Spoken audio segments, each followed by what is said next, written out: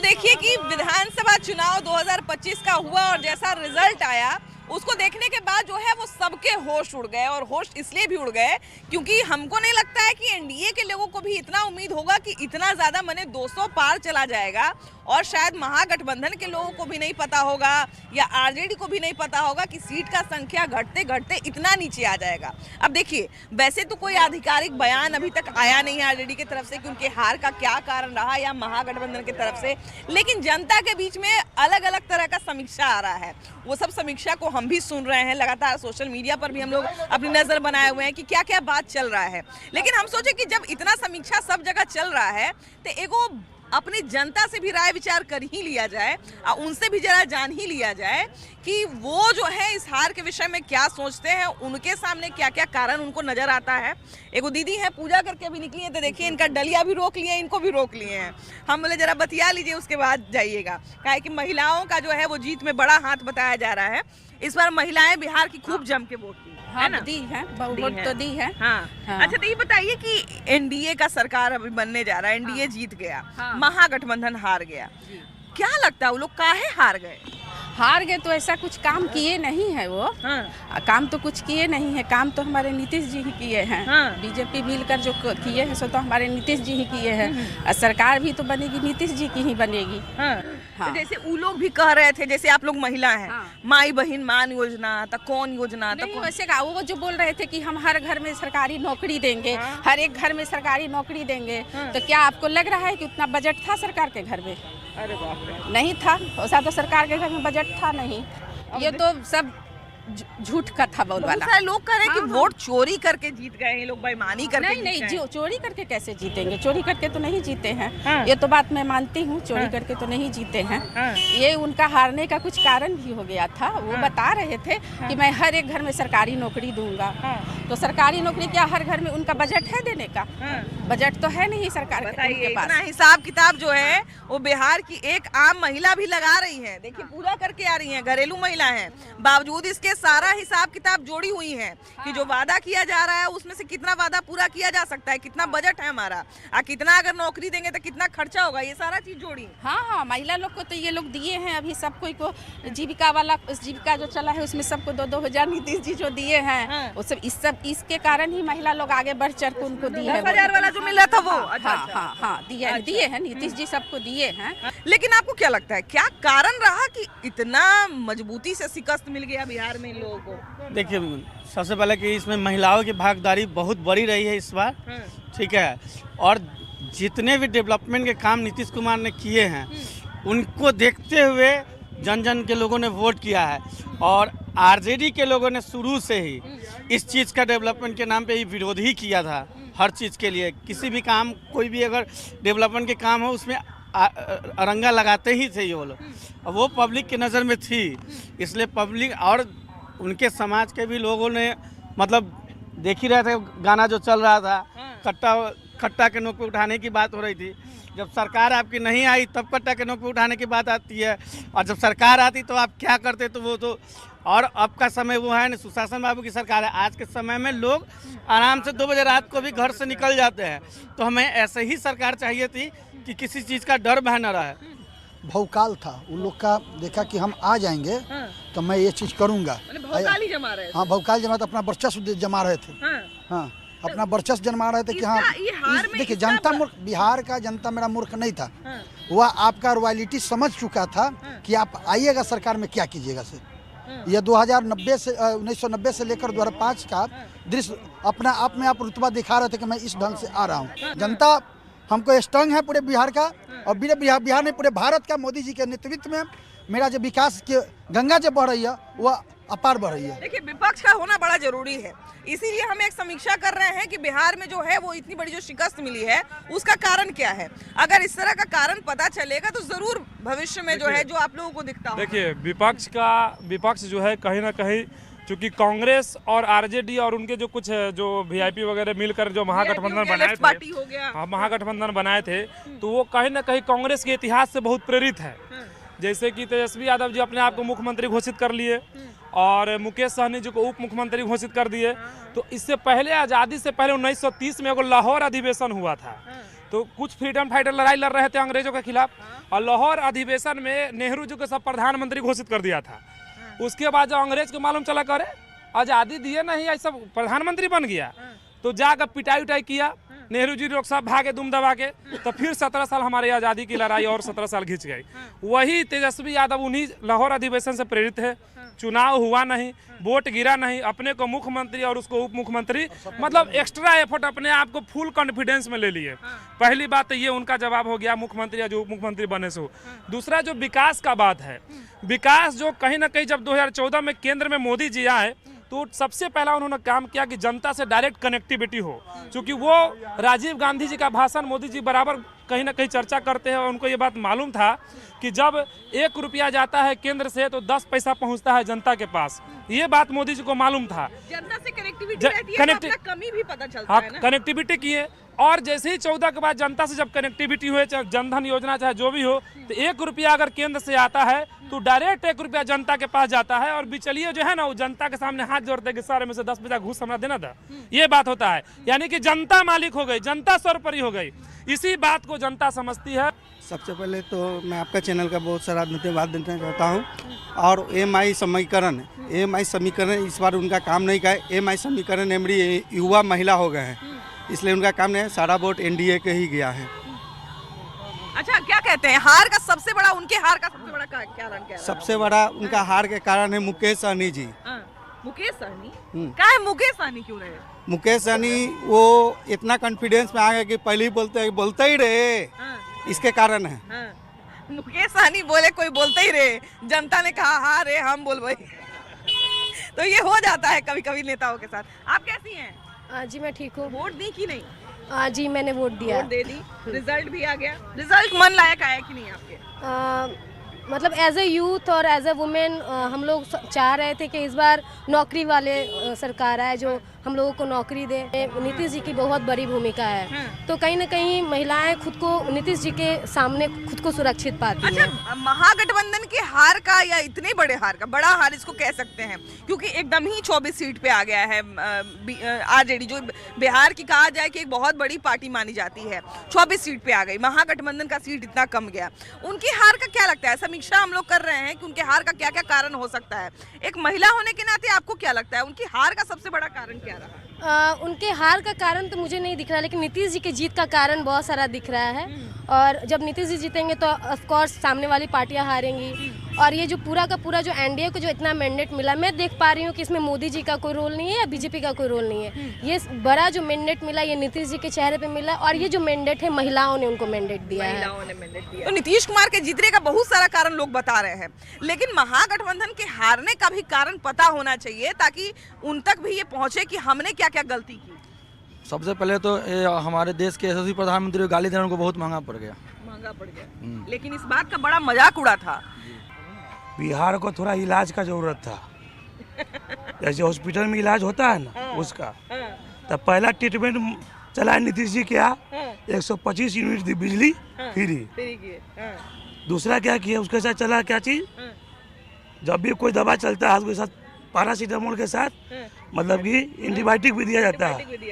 Antibiotic का क्या काम किया, माई बहन योजना, तो नीतीश जी चला 10-10 हज़ार रुपया एंटीबायोटिक का। महिला रोजगार जी हाँ हाँ वही जो है मुख्यमंत्री रोजगार हुआ, ये एंटीबायोटिक का काम किया।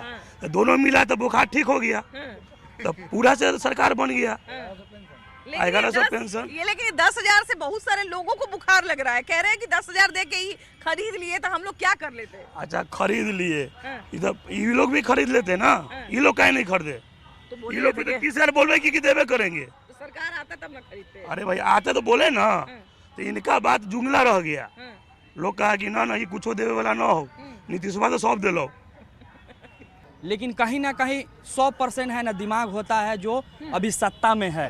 तो विपक्षी पार्टी का दिमाग काम करना बंद कर देता है? नहीं, विपक्षी पार्टी के दिमाग करना तो बंद नहीं करता है, लेकिन कहीं ना कहीं वो सत्ता से बाहर होता है ना। वो दिमाग सुनिए, वो तो दिमाग लगाया कि हम माई बहन योजना देंगे, दिया नहीं। विपक्षी पार्टी नहीं ना दिया, जो सत्ता में वो दे दिया क्योंकि वो सरकार में है। अब विपक्षी पार्टी कह के नहीं दिया, क्या सरकार को पब्लिक को भरोसा थोड़ी रहेगा देगा कि नहीं देगा। और यहाँ पे तो मिल रहा है, जो आपको पल भर में मिलता है ना उसको याद रहता है, कल का दिया हुआ आप भूल जाते हैं। मतलब हम वर्तमान से मतलब ज्यादा रखते हैं। आपकी फ्रेंड, आपके दोस्त, अगर आप आज हेल्प कर दिया ना, वो याद रखेंगे। कल आपको कितना किया आपको याद नहीं रहेगा। 10 को वादा कर दे, हमको थोड़ी उस पर विश्वास होगा, लेकिन हम उससे पहले से जो हमको किए हुए हैं हेल्प, 2 रुपया का किए हुए हैं, तो उसका हम याद, आपको हमको 1000 का वादा कर दे, वो देगा कि नहीं देगा कोई पता है? हाँ, ये माइंड सेट है। ये अभी ये लोग 10,000 का जो योजना, मुख्यमंत्री योजना पे जो महिला योजना का, उस पे ये लोग ठिकरा फोड़ रहे हैं। अगर ये योजना नहीं रहती तो ये लोग ईवीएम पे ठिकरा फोड़ते। अब ईवीएम पे ठिकरा फोड़ने के लिए इनके पास कुछ है नहीं, और ये लोग मानने के लिए भी तैयार नहीं होते हैं। तो अभी क्या है, ये लोग बोल रहे हैं कि नहीं, चुनाव के बीच में ये पैसा डाला है। ये योजना पहले से लागू था, तो वो चीज़ तो बंद नहीं किया जा सकता है ना, वो रेगुलर रहा। वो बंद भी हो जाता तो ये भी तो होता ना कि देखिए पहले से डाल दिए, अब जैसे ही चुनाव का समय आया तो रोक दिया। जी जी, सही बात है, सही बात है। महागठबंधन का हारने का कारण है सबसे बड़ा जातिवाद।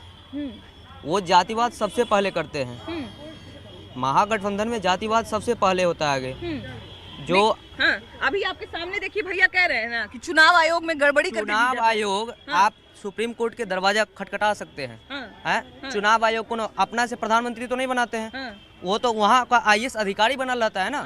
तो वो पढ़ा लिखा इंसान व्यक्ति बना रहता है, कोई अनपढ़ नहीं बनता है, कोई मंत्री नहीं बनता है। भैया के कहने का मतलब है कि उनको सत्ता पक्ष ने अपने में मिला लिया। नहीं, चुनाव आयोग के ऊपर किसी का दावादारी नहीं चल सकता है, भले मुख्यमंत्री का है ना, उसका वो नहीं चल सकता। जैसे आने वाले 5 साल में महागठबंधन को अपने कौन सी चीज पर काम करना चाहिए जिससे भविष्य में और मजबूत हो? क्योंकि विपक्ष का स्थिति भी तो मजबूत होना चाहिए ना भैया। विपक्ष का स्थिति तो मजबूत हो जाना चाहिए। आने वाले 5 साल में क्या चीज पे काम करना चाहिए? बेरोजगारी पर काम करना चाहिए। जैसे बेरोजगारी पर तो जातिवादी छोड़ देंगे, वो ठीक हो जाएगा। जातिवादी छोड़ देंगे, सब ठीक हो जाएगा। जातिवादी छोड़ देंगे, हरियर गमछा छोड़ देंगे, उस दिन से ठीक हो जाएगा। अरे हरियर गमछा तो देखे कि सार लाल कपड़ा देख के भड़कता है ना, वैसे हरियर गमछा देख के जनता भड़कता है। हरा गमछा में क्या दिक्कत है? कर्ज करते ले लेता है उनका नेता, तो सब ठीक है। कार्यकर्ता कर्ज करते गड़बड़ कर देता है, नेता तो सब ठीक। कार्यकर्ता ऐसा क्या करते हैं कि उनका छवि खराब? गमछा लेके हुए उन्हें करता है, गड़बड़ कर देता है। हुए मतलब उनसे देख के लोग इमेज खराब हो जाता है जनता करता है। जैसे बताया ना, जो सार देख के भड़कता है लाल गमछा, वैसी देखता है हरियर गमछा, पब्लिक तो भड़क जाता है कि पता नहीं क्या करेंगे, नहीं करेंगे, क्या करेंगे नहीं। एक पत्रकार जो हैं वो बैठ के समीक्षा कर रहे थे, काफी सीनियर पत्रकार हैं, वो समीक्षा कर रहे थे कि जब हम बहुत सारे रैली में गए तेजस्वी यादव के, तो वहां पर एक तरह से कहा जाए कि इतने जोश में कार्यकर्ता आ जाते थे कि उससे छवि एक खराब हो जाता था। लालू जी मुख्यमंत्री, उनका बेटा भी मुख्यमंत्री, उनके पत्नी जैसे वो अपना जातिवाद ला रहे हैं, पारिवारिक ला रहे हैं, सब चीज ला रहे हैं। जनता सोच रहा है कि हम वोट देंगे, पार्टी अलग सब एक है, लेकिन कुछ नया चेहरा देगा तो अगर मान लीजिए चेहरा बदला जा सकता, बदला जाए। नीतीश जी भी तो अपना बेटा दे सकते थे, फिर भी अपना नहीं दे। अच्छा, जबकि हो रहा था कि उनका बेटा आएगा लेकिन नहीं आया। जैसे एक बाप के 4 बेटा रहता है तो बड़ा बेटा का उत्तराधिकार अधिकार मिलता है ना, और सब बेटा तो होशियार नहीं रहता है, उस लेवल पर नहीं रहता है, तो छोटे को अधिकार जमा लेता है। अब जैसे देखिए अभी उनके बड़े बेटे महुआ से चुनाव लड़े, बहुत चर्चा था, इवन हम भी गए थे, तो 80-90% लोग जो है तेज प्रताप यादव के फेवर में बोल रहे थे, लेकिन फिर भी तेज प्रताप यादव चुनाव हार गए, लेकिन फिर भी उनका उतना चर्चा नहीं हो रहा है। आप न्यूज में आए ना, तो बोली सबसे अच्छा भाभी जी का न्यूज बहुत पसंद आता है, आप आए तो हम आपको बड़ाई कर दिए। यार भाभी जी का न्यूज न्यूज नहीं आता है तो उनको बोरिंग नहीं होता है। आप भी कुछ हो, जनता हमें पूरा चाह रहा है, भाभी जी मैदान में है। एग्जाम्पल देवेला मिल रही है। तो इसी दूसरा प्रश्न बुलाएगा तो उनको भी साथ वही कहेगा, अरे आपका एकदम हकीकत चाहे होता है, कुछ छूट नहीं होता, कुछ साथ नहीं होता। तो पब्लिक भी अब होशियार हो गया है, पब्लिक बुर्बक नहीं है, अब सब जगह देखता है उसको। मोबाइल देखिएगा, वीडियो चल रहा है, अभी ताली बजाएगा तो कहेगा जन सुराज के पार्टी के, फिर पार्टी के सिंबल देके लोग पकड़ लेता है। तो पब्लिक पूर्वक नहीं, पब्लिक होशियार हो गया है। जनसुराज का भी देखिए कि इतना भयानक हार हो गया, मैंने पता भी नहीं चला। क्या पीला पहने हुए भी हैं, हालांकि पीला 2 पार्टी थे तो लोग कुछ कंफ्यूज भी हो रहे थे कि तेज प्रताप वाला पार्टी है कि उन्ने वाला पार्टी है। क्या कहते हैं प्रशांत किशोर को भी? सबसे पहले तो आपको न्यूज 18 बिहार को बहुत बहुत धन्यवाद, और उनको प्रशांत किशोर ना कहकर अगर फ्रॉड किशोर कहा जाए तो कहीं कोई दो मत नहीं होगी, क्योंकि वो जो अभी किए हैं अपने बिहार में, मतलब कि जो उनका विजन था पैसा कमाना था, उनको आकर के और पैसा कमा करके वो निकल लिए।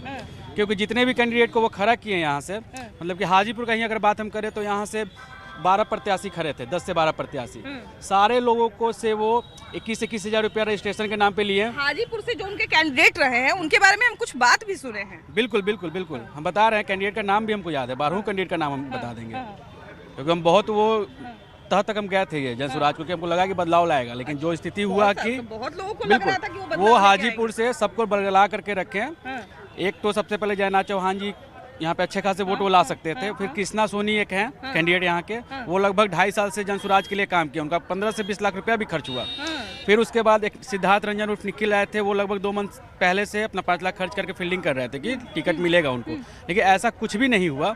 और वो एक ऐसे कैंडिडेट को यहाँ से लाए, प्रतिभा सिन्हा, जो कि अपने हाजीपुर की है भी नहीं, वो बिहार यहाँ वैशाली की हैं। और वो उनका भी बाइट हम सुने तो वो कहें कि हम तो वैशाली से चुनाव लड़ने के लिए तैयारी किए थे, हमको क्यों हाजीपुर से सीट दिया गया। लेकिन ऐसा 2-3 लोगों के साथ किया गया है, शायद लालगंज और वैशाली में भी कुछ हेरफेर किया गया। उनका विजन था कि पैसा कमाना था, और पैसा कमा करके वो प्रशांत किशोर जी, प्रशांत किशोर जी, उनको परेशान किशोर भी आप कह सकते हैं, तो वो निकल लिए।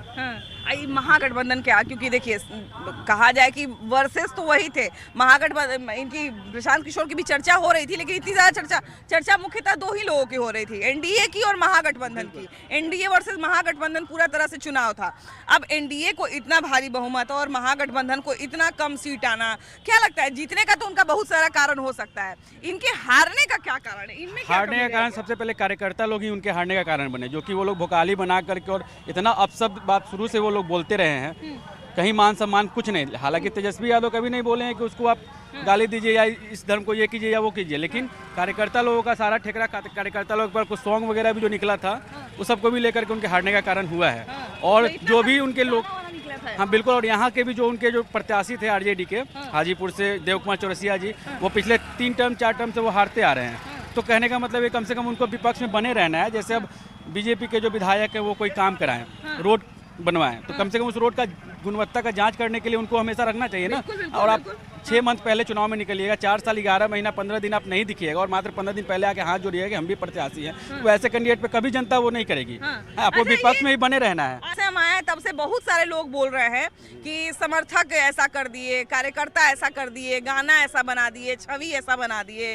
तो मान लीजिए समर्थक गाना बना दिया तो उससे पार्टी का क्या ऐसा इमेज खराब हो जाता है जिससे इतना बड़ा हार मिल जाएगा?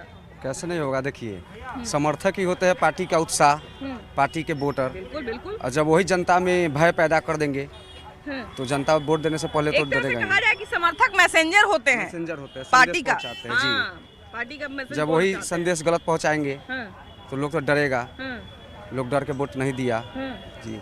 अच्छा, तो इस बार ये बताइए कि इस बार प्रचार का तरीका जैसा आमतौर पे बीजेपी अपनाती थी उसी तरह का लगभग तरीका आरजेडी ने भी अपनाया। सोशल मीडिया भी उनका इस बार पूरा तगड़ा था, एकदम आईटी सेल उनका पूरा तगड़ा था।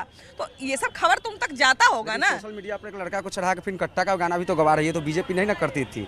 बीजेपी राष्ट्र के प्रति लोगों को जागरूक करती है, अपने धर्म के प्रति वो ये कह के वोट मांगती है। जैसे ये सब बात तुम तक पहुंचता होगा ना कि सोशल मीडिया पे ऐसा ऐसा गाना के चलते असर पड़ रहा है, सोशल मीडिया पे जो आरजेडी का ऐसा ऐसा गाना आ रहा है उससे जनता में असर, ये तो पहुंचता होगा ना आरजेडी तक, महागठबंधन तक पहुंचता होगा ना। तो काहे उसको चुनाव में ठीक नहीं किए? अच्छा, ये पहला बार गाना गया है कि इससे पहले क्या है? इससे पहले नहीं गाता था? इससे पहले भी गाना आता था। तब इसका मतलब ये थोड़ा है कि जहाँ गाना के लिए ऐसे हो सकता है। भैया एक बात बताइए, हम साल भर कितना पढ़ाई किए उससे क्या फर्क पड़ता है? हम परीक्षा में कैसा लिखे हैं उससे ना फर्क पड़ेगा? ठीक है, उससे फर्क पड़ेगा। नहीं, ये बात सही है कि जहाँ गाना के लिए फर्क पड़ा है, ऐसा बात नहीं है। मैंने गाना, हाँ, टुनटुन यादव जो गाया है वो गलत गया है, इसके लिए बहुत उसका सारे थे, उसके छवि खराब किया है। बहुत सारे लोग थे, है कि नहीं? सिर्फ एक गायक को नहीं कहा जा सकता है, बहुत सारे लोग थे। जरा इनसे बतियाते। अच्छा, देखिए कि अभी जो हम बात कर रहे थे, बार बार समर्थक की बात कर रहे थे, भैया फिर से कुछ बोलना चाह रहे हैं, सुन ही लेते हैं। क्या कहते हैं भैया, बताइए। कह रहे हैं कि एनडीए को जीत की बधाई, और जनता जिस सोच पे एनडीए को वोट दी है उस वोट पे वो उतरे सही। अच्छा, ये बताइए कि इतना देर में हमको इतना तो समझ आ गया कि आप लोग जो है वो समर्थक हैं, आरजेडी के समर्थक हैं। आने वाले 5 साल में क्या चाहते हैं, किस चीज पर काम हो, बढ़िया से वो लोग सोच विचार करें? जनता के हर एक भविष्य के लिए नौकरी, रोजगार, रोड, सड़क, डॉक्टर, इस सब का इलाज, सरकारी अस्पताल में व्यवस्था बढ़िया हो, सड़क बढ़िया हो। जो जनता जिस विश्वास पे एनडीए को जिताई है वो चीज जनता को सही दे। गजब है। देखिए इनको पूछ रहे हैं, इनको आरजेडी के बारे में बता रहे हैं, एनडीए के बारे में। कहाँ से भैया आप लोग? राघोपुर से। राघोपुर से। अरे भाई राघोपुर तो इस बार पूरा चर्चा में था, है ना? हारते जीत गए। क्या कहते हैं इस बार जो है वो क्या ऐसा कमी रह गया महागठबंधन की तरफ से जिससे ये ऐसे गड़बड़ी आ गया? कमी देखिए, कमी कहीं न कहीं तेजस्वी यादव का है, उनका फैसले का। हाँ, क्या उनका ऐसा वो फैसला ले लिए? फैसला ले लिए कि वो जो कार्यकर्ता जो भर्ती किए ना, वो थोड़ा रॉन्ग टाइप के भर्ती कर दिए। मैंने उनका टीम में थोड़ा गड़बड़ी। हाँ, टीम में गड़बड़ी। उससे क्या मैंने ऐसा क्या हुआ जिससे उनके कार्यकर्ता का प्रभाव वोट पर पड़ गया? पड़ेगा ना। उनके कार्यकर्ता ने ऐसा क्या किया? सुनिए, बताइए। जाने ये हिंदुस्तान है, सिंपल सी बात है। जब इसका बंटवारा हुआ तो 2 विभाजन हुआ। आदमी को यही बताया गया, लेकिन हम लोग जैसे हमारे दादा ये सब बताते, आर्मी से रिटायर थे, कि इस देश का 4 टुकड़ा हुआ था। 4 टुकड़ा, जिसको सिंगापुर भी इसी देश का हिस्सा था, इसको भी अलग किया गया था। इस 4 विभाजन में बांटा गया। उस समय जाति आधारित पर, मतलब धर्म के आधार पर इस देश का बंटवारा हुआ। और जो धर्म के आधार पर जब देश अलग हो गया तो उस समय सभी को भेज देना चाहिए था। तो ये कांग्रेस में कहीं ना कहीं गलती आरजेडी बेचारा तेजस्वी यादव है, गलती है। बताते क्या, उस समय एगो बहुत जेएनयू में, जेएनयू का सबसे जेएनयू जानते हैं, आधा से ज्यादा देश में आतंकवादी कहाँ से फैलता? जेएनयू से। ऐसा है मैम, हम स्टूडेंट हम बता रहे ना, ऐसा है। जिस देश में सलाम का मतलब क्या होता है, लाल सलाम और सतरंगी सलाम का मतलब क्या होता है, कोई हमारा ये समझा दे तो हम मान जाएंगे। लाल सलाम का मतलब तो लेफ्टिस्ट पार्टी यहाँ पे खतरे का निशान होता है, जान लीजिए। ये भी जानने वाली बात है। लाल सलाम का मतलब होता है कि आप खतरे के अति में जा रहे हैं। तो आरजेडी के साथ है, इसलिए उनको दिक्कत हो गई। हाँ, दिक्कत। कांग्रेस को डुबाया कन्हैया कुमार ने। हाँ, जब कन्हैया कुमार जब कांग्रेस में आया ना, तो आज जैसे प्रियंका भारती कहती है बढ़िया ही नाम ले लिए। एक बात बताइए, 2 नाम का बड़ा प्रचार हो रहा था, प्रियंका भारती और कंचना यादव। 2 लोगों का कहा जा रहा है कि एगो संजय यादव। ये 3 लोग के बारे में कहा जा रहा है कि हारने में सबसे बड़ा हाथ इन्हीं तीनों का। हाँ, बताते इसमें हार। देखिए संजय यादव को तो अंदर में तो है, वो पब्लिक मूवमेंट में नहीं आता था। अभी देखिए रोहिणी आचार्य के साथ जो हुआ उसमें संजय यादव का सबसे ज्यादा नाम आ रहा है कि वो पारिवारिक मेटर है। उसमें हम लोगों का दखल अंदाजी ठीक नहीं रहेगा। वो पारिवारिक मेटर है, उसको लालू जी अपने अंदर से सुधार करे तो ज्यादा बेहतर होगा। बिल्कुल। उसमें हम लोगों को पढ़ने की जरूरत नहीं। लेकिन तीनों के बारे में जरा बोलिए। लेकिन 2 का कमी है। उनका प्रवक्ता प्रियंका भारती, जो अपने आप को इतना न शिक्षा से अधीन कर लिया, शिक्षा हमेशा सवाल पूछता है, जवाब कभी नहीं देता। ये ध्यान रख लीजिएगा। जवाब भी तो देना चाहिए भैया, बढ़िया। वो कहाँ दिए? हमें एक भी वीडियो उनका दिखा दीजिए जो कि पब्लिक को संतुष्ट करने वाला जवाब हो। वो हमेशा दूसरे को नीचा और अपने आप को उससे भी नीचा दबाने का कोशिश किया है हर इंटरव्यू। उनको करना ये चाहिए कि अपने पार्टी का जितना हो सके मजबूत बनाने का बात बोले कि उनका पार्टी मजबूत हो। लेकिन जब हम उनके चर्चा में देखते थे कि जब वो बोलने लगती थी तो आरजेडी का कम चर्चा होता था, उन्हीं का चर्चा होता था। अब वो ऐसा भाषण है। हाँ, यही हाल पार्टी के कारण बैठी हैं। आपको तो पता होगा ना कि आपके रिप्रेजेंट करते हैं। आप किसी भी पार्टी में भर्ती होते हैं, रिप्रेजेंट करते हैं। बड़ा आदमी थोड़ी हो जाएगा। तो सिंपल सी बात है, उन्होंने अपना नीचा तबका इतना न नीचे दिवा दिया। भाई पब्लिक है, एक सब जानती है, हमसे पूर्वक थोड़े ना बैठे हुए थे। एक प्रियंका भारती ने, आपको याद होगा आनंद मोहन के, याद होगा ना, जो कहा था कि 2% और 3% वाला क्या करेगा।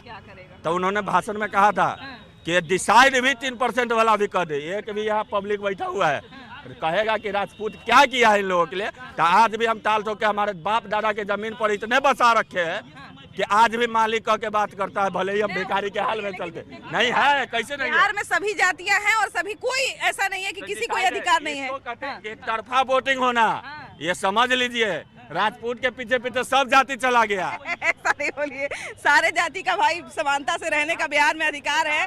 सभी जाति जो है वो सम्माननीय है। और जातिवाद का वोटर का तो इस बार असर देखने को मिला नहीं। जहां तक का चुनाव का रिजल्ट जैसा आया है, ऐसा बिल्कुल नहीं देखने को मिला कि फलाना जाति ने जो है इसको वोट कर दिया, फलाना जाति ने, ऐसा बिल्कुल नहीं है। इस बार सारा समीकरण जो है वो धरा का धरा रह गया। तमाम जो कारण आप सुन लिए वो भी आप सुन कि क्या क्या कारण लोग बताए। प्रवक्ता, गाना, मैंने कार्यकर्ता, सबको सब लोग घेर लिए। जितना नाराजगी मैंने सब चीज को लोग मिला लिया, सब चीज को लोग घेर लिया।